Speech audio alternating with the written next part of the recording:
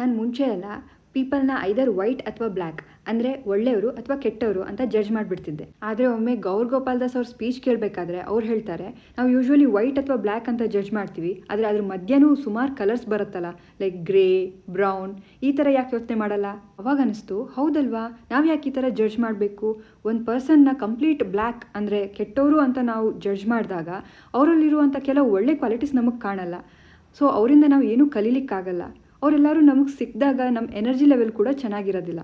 ಅಥವಾ ಬೇರೆಯವ್ರು ಬಂದು ಅವ್ರ ಬಗ್ಗೆ ಜಡ್ಜ್ಮೆಂಟ್ ಮಾಡಿದಾಗ ಮತ್ತೆ ನಾವು ಜಡ್ಜ್ಮೆಂಟಿಗೆ ಇಳಿತೀವಿ. ಅದೇ ಅವರನ್ನು ಕಂಪ್ಲೀಟ್ ಬ್ಲ್ಯಾಕ್ ಅಂತ ಜಡ್ಜ್ ಮಾಡದೇ ಇದ್ದಾಗ, ಅವರು ಗ್ರೇ ಅಥವಾ ಬ್ರೌನು ಆಗಿರ್ಬೋದಲ್ಲ ಅಂತ ಅವ್ರು ಹೇಗಿದ್ದಾರೋ ಹಾಗೆ ಎಕ್ಸೆಪ್ಟ್ ಮಾಡಿದಾಗ ಅವ್ರ ಕೆಲವು ಒಳ್ಳೆ ಕ್ವಾಲಿಟೀಸ್ ನಮಗೆ ಕಾಣುತ್ತೆ, ಅದನ್ನು ನಾವು ಕಲಿಬೋದು. ಹಾಗೆ ಅವ್ರು ಸಿಕ್ಕಿದಾಗ ನಮ್ಮ ಎನರ್ಜಿ ಲೆವೆಲ್ ಚೆನ್ನಾಗಿರುತ್ತೆ ಆ್ಯಂಡ್ ವಿ ಫೀಲ್ ಗುಡ್.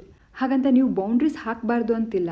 ನಿಮ್ಗೆ ಯಾರು ರೆಸ್ಪೆಕ್ಟ್ ಕೊಡ್ತಿಲ್ಲ ಅಥವಾ ನಿಮ್ಗೆ ಅವ್ರ ಬಿಹೇವಿಯರ್ ಇಷ್ಟ ಆಗ್ತಿಲ್ಲ ಅಂದರೆ ನೀವು ಅಲ್ಲಿಂದ ಹೊರಗೆ ಬರ್ಬೋದು, ನಿಮ್ಮದೇ ಆದ ಓನ್ ಬೌಂಡ್ರಿನ ಹಾಕ್ಬೋದು. ಬಟ್ ಯಾರನ್ನಾದ್ರೂ ನೋಡಿ ಕಂಪ್ಲೀಟ್ ವೈಟ್ ಅಥವಾ ಬ್ಲ್ಯಾಕ್ ಅಂತ ಜಡ್ಜ್ಮೆಂಟ್ ಮಾಡೋಕ್ಕಿಂತ ಮುಂಚೆ ನಾವೆಲ್ಲರೂ ಬ್ಲೆಂಡ್ ಆಫ್ ಕಲರ್ಸ್ ಅಂತ ನೆನ್ಪಿಟ್ಕೊಳ್ಳೋಣ.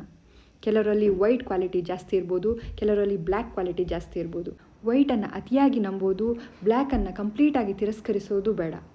ಎಲ್ಲರನ್ನೂ ಹೇಗಿದ್ದಾರೋ ಹಾಗೆ ಎಕ್ಸೆಪ್ಟ್ ಮಾಡಿಕೊಂಡು ಬೇಕಾದಲ್ಲಿ ಬೌಂಡ್ರೀಸನ್ನು ಹಾಕಿ ಒಟ್ಟಿಗೆ ಮುನ್ನಡೆಯೋಣ.